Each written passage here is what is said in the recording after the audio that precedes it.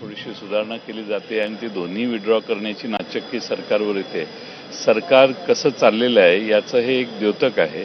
मराठी माणसांच्या मतांपासून, मराठी मत म्हणजे पॉलिटिकल मत नाही पण त्यांची ओपिनियनपासून हे सरकार किती दूर गेलंय हेच त्याचा सरळ पुरावा आहे. 5 जुलैला मोर्चा काढणार की नाही या संदर्भात अजूनही स्पष्टता नाहीये, मात्र जर निघाला आज उद्या ठरेल. आमचं बसून सर्व पक्ष बसतील आणि ठरवतील.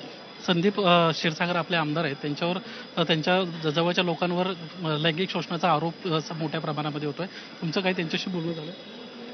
माझं त्यांच्याशी बोलणं झालं.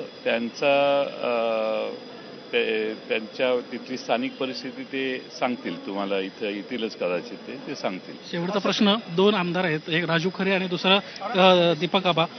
त्यांच्या बाबतीत प्रामुख्याने पाहायला गेलं तर सातत्यानं पक्षविरोधी कृती त्यांच्या पाहायला मिळतात. दीपक आबा कोण?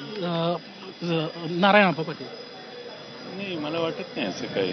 उलट ते पक्षाशी आमच्या सतत बैठकांना हजर असतात.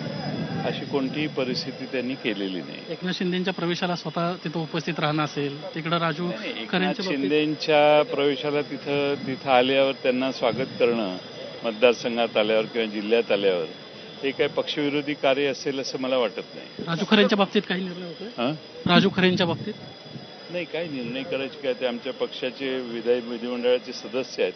निर्णय करण्याची आवश्यकता आहे असं आम्हाला अजून तरी वाटत नाही. धन्यवाद सर आमच्याशी बातचीत केल्याबद्दल. एकंदरीतच मराठी भाषा निर्णयासंदर्भात जो GR रद्द करावा लागला हे सरकारचं अपयश आहे, अशा पद्धतीची प्रतिक्रिया जयंत पाटील यांना दिली.